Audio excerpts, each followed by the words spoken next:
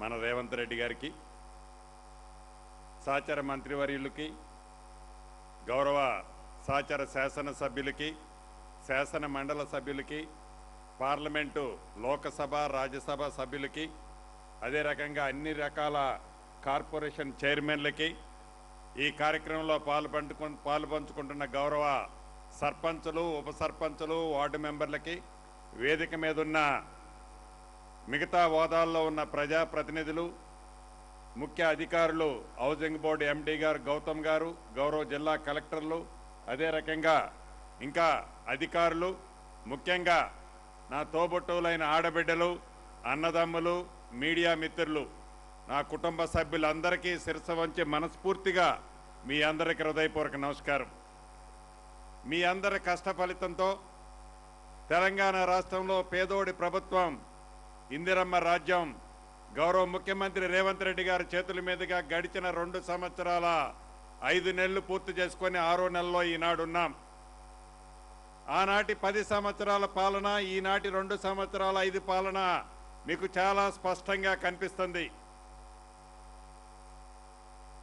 ఈ 2 సంవత్సరాల 5 నెలలలో పేదవాడి కష్టాలు తెలిసిన ఈ ప్రభుత్వం, పేదవాడి కష్టాలు ప్రత్యక్షంగా చూసిన గౌరవ ముఖ్యమంత్రి రేవంత్ రెడ్డి గారు, పేదవాడికి ఏం చేస్తే మంచిగా ఉంటుంది, పేదవాడికి ఏమందిస్తే ఆనందంగా ఉంటుందని అన్ని విధాల పరి విధాల ఆలోచించి పేదవాడి ఆత్మ గౌరవానికి చిహ్నంగా ఇల్లు ఇవ్వాలి అని పట్టుపట్టి మొదటి విడత 4.5 లక్షల ఇళ్లు రాష్ట్ర వ్యాప్తంగా ప్రతి నియోజకవర్గానికి 3,500 ఇళ్లు తగ్గకుండా, ప్రతి నియోజకవర్గానికి 3,500 ఇళ్లు తగ్గకుండా, ఐటీడీఏ ప్రాంతంలో అదనంగా ప్రతి నియోజకవర్గానికి 1000 ఇళ్లు అదనంగా రాష్ట్రంలో ప్రతి నియోజకవర్గానికి ఇవ్వటం జరిగింది.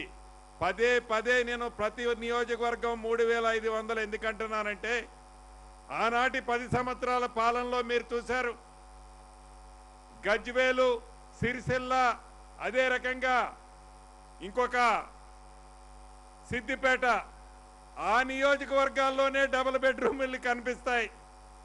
ఇక రాష్ట్రంలో ఈ ఆదిలాబాద్ నియోజకవర్గాలు కానీ, ఈ గిరిజన ప్రాంతాలు కానీ, ఈ పేదవాడు గూడాలు తండాల్లో ఉండే కష్టాలు కానీ ఆనాటి దొరలకి కనపడలే.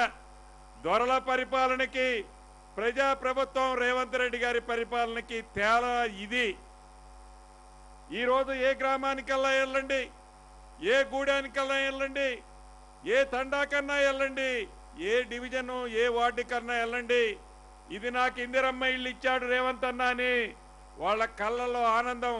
ఇప్పుడే కొటారిలో కులానికి చెందిన పీవీటీ గ్రూపుకి చెందిన వాళ్ళు సుమారు 26-27 ఇళ్ళు ఓపెనింగ్ చేసి వచ్చాం. రాష్ట్ర వ్యాప్తంగా సుమారు 1,20,000 ఇళ్ళు గ్రామీణ ప్రాంతంలో అర్హులైన పేదవాళ్ళందరికీ నీది ఏ కులమని అడగల, నీది ఏ మతమని అడగల, ఇల్లు ఇస్తే నాకు ఓటేస్తావా అని కాంగ్రెస్ కార్యకర్త ఎవరూ అడగల. నువ్వు నిరుపేదవైతే చాలు, నీ నిరుపేద ఆత్మ గౌరవానికి చిహ్నంగా ఆనాటి 10 సంవత్సరాలలో ఆ ప్రభుత్వం విస్మరించింది. ఈ పేదోడి ప్రభుత్వం వచ్చిన తర్వాత ప్రతి పేదవాడికి ఇవ్వాలని, నీది కులం మతం చివరికి ఏ పార్టీ అని అడగకుండా ఈ ప్రభుత్వంలో ఈనాడు మీ అందరికీ ఇల్లు ఇస్తున్న సంగతి మీకు తెలుసు. ఏదో ఒక్కసారి ఇచ్చాం అయిపోయింది అని చేతులు దులుపుకోవటంలా, రెండోసారి ఇదే వేదిక మీద నుంచి గౌరవ ముఖ్యమంత్రి గారు కూడా చెప్తారు, 2.5 లక్షల ఇళ్ళు 2వ విడత ఇస్తున్నాం, 3వ విడత ఇస్తాం, 4వ విడత ఇస్తాం.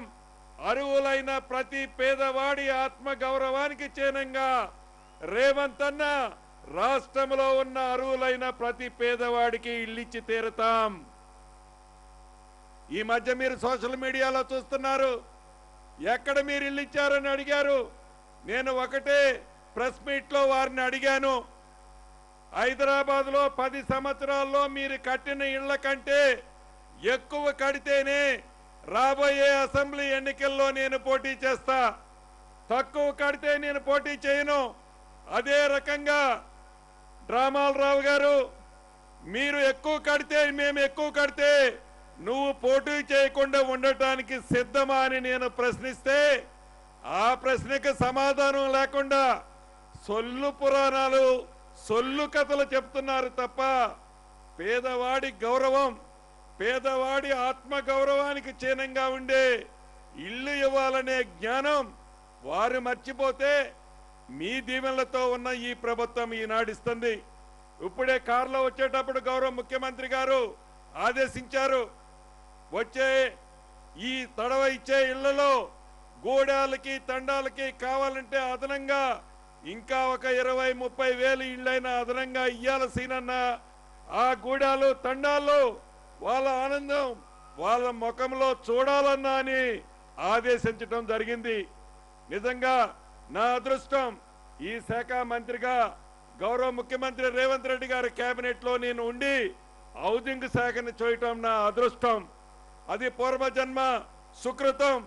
ఏదైతే ఏఐసిసి నాకు ఈ బాధ్యతలు ఇచ్చి గౌరవ ముఖ్యమంత్రి రేవంత్ రెడ్డి గారి సారథ్యంలో ఈనాడు పేదవాడి కల నెరవేర్చే అవకాశాన్ని నాకు రేవంత్ అన్న ఇచ్చినందుకు మనస్ఫూర్తిగా మీ అందరి సాక్షిగా వారికి మనస్ఫూర్తిగా కృతజ్ఞతలు తెలియజేస్తున్నాను. ఎందుకంటే అనేక గ్రామాలు చూస్తున్నాను. నా నియోజకవర్గంలో తిరుమలాయపాలెం ఒక తండాకెళ్ళాను. ఈ మధ్యనే ఒక ఇంటికి శంకుస్థాపన చేసేటప్పుడు ఆ పిల్లోడు, అన్నా మొన్నటిదాకా నాకు గుడిసుండేది, మొన్నటిదాకా నాకు తాటాకులు గుడిసుండేది, నువ్వు ఇచ్చిన ఇందిరం ఇల్లు కట్టుకున్న తర్వాత గుడిసున్నప్పుడు నాకు పిల్లనీయటానికి కూడా ఎవడూ రాలేదు, నాకు పెళ్లి కాలేదు, ఇల్లు కట్టుకున్న తర్వాత రేపేనన్నా నా పెళ్ళని ఆ తమ్ముడు చెప్తే, ఆ ట్రైబల్ లంబాడి తమ్ముడు చెప్తే నా కళ్ళమ్మటి నీళ్లు చెమ్మగిల్లాయి. జీవితానికి ఏం కావాలి? అంతకంటే ఆనందం ఏముంటుంది? ధనిక తెలంగాణ రాష్ట్రం ఏర్పడిన తర్వాత ఆనాటి పెద్దలకి ధనిక తెలంగాణ రాష్ట్రంలో పేదోడి కల నెరవేర్చాలని జ్ఞానం లేకపోతే కాళేశ్వరం కడితే 1,00,000 కోట్లు వస్తాయి, నాకు 1,00,000 కోట్ల కమిషన్ వస్తుందని కాళేశ్వరం కట్టడానికి మ్యాపులు వేసుకున్నారు తప్ప పేదవాడికి ఇల్లు కడితే నాకేం కమిషన్ వస్తుందని స్వార్థంతో పేదవాడి ఇల్లు కట్టాలనే ఆలోచన విస్మరిస్తే పేదోళ్ల నుంచి గ్రామీణ ప్రాంతం నుంచి వచ్చిన ఈ ముఖ్యమంత్రి గారు మీ గుండెల్లో ఉన్న రేవంత్ రెడ్డి గారి ఆలోచనలతో సహచర కేబినెట్ మంత్రుల సహకారంతో ఇప్పుడు సుమారు 1,20,000 ఇళ్లు పైచిలకు గృహప్రవేశాలు చేసుకున్నాం. ఇంకా 2 నెలల లోపు మరొక 1,00,000 చేసుకుంటాం. ఇది నిరంతరము ప్రక్రియ. ఒకసారి ఇచ్చి ఆనాటి పెద్దల్లాగా బొమ్మలు చూపించే ప్రభుత్వం కాదు. వేదిక మీద ప్రతిపక్ష శాసనసభ్యులు కూడా ఉన్నారు.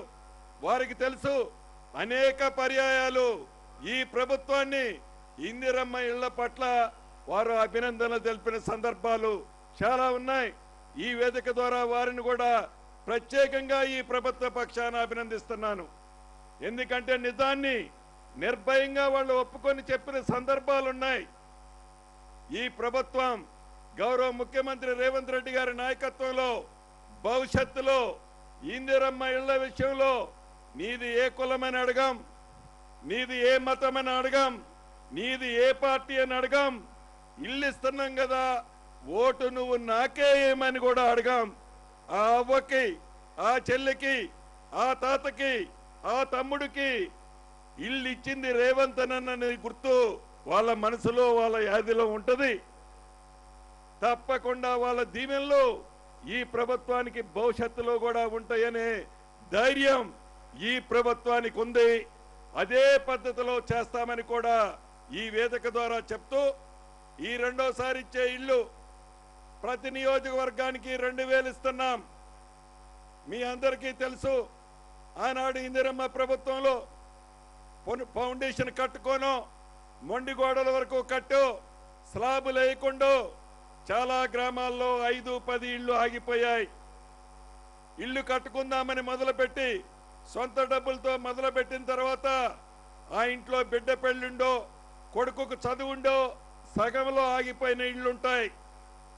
10 సంవత్సరాల్లో దొరల పాలనలో గృహలక్ష్మి ద్వారా ఎన్నికల 6 నెలల ముందు కాగితాలు ఇచ్చారు గృహలక్ష్మి ద్వారా రాష్ట్ర వ్యాప్తంగా 4 లక్షల మంది నా ఆడబిడ్డలకి కాగితాలకే పరిమితమయ్యాయి. అలా ఇచ్చి ఆగిపోయి మధ్యలో ఆగిపోయిన ఇళ్లున్నాయి.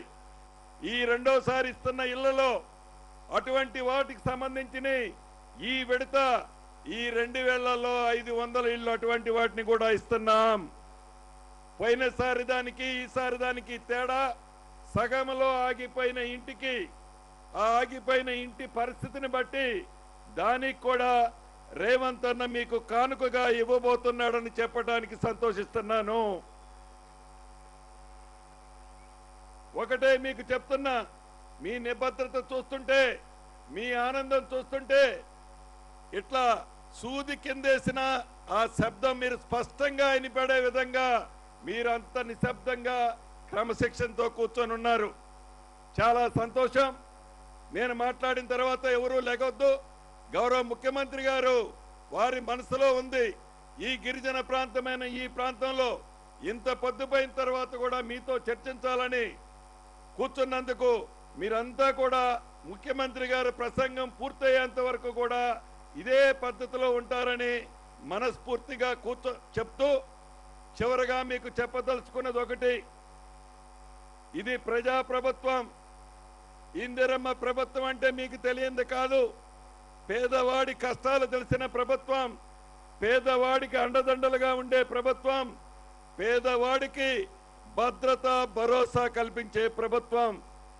అది ఏ కులమైనా కానీ, ఏ మతమైనా కానీ, ఏ పార్టీ అయినా కానీ మీ అండదండలుగా ఈ ఇందిరమ్మ ప్రభుత్వంలో రేవంత్ అన్న వారి సైన్యం మేమంతా ఉంటామని మీకు తెలియజేసుకుంటూ మరొక్కసారి లక్షలాది మందిగా ఇక్కడికి విచ్చేసిన నా కుటుంబ సభ్యులకి, ఈ కార్యక్రమాన్ని ఏర్పాటు చేసిన ఇన్ఛార్జి మంత్రివర్యులు జోపాలన్న, ప్రేమ్ సాగర్ రావు అన్న గారికి, అదే రకంగా స్థానిక నాయకులందరికీ మరొక్కసారి చేతులు జోడించి నమస్కారం తెలుపుతూ సెలవు తీసుకుంటున్నాను.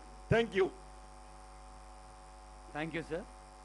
మన అందరి అభిమాన నేత, తెలంగాణ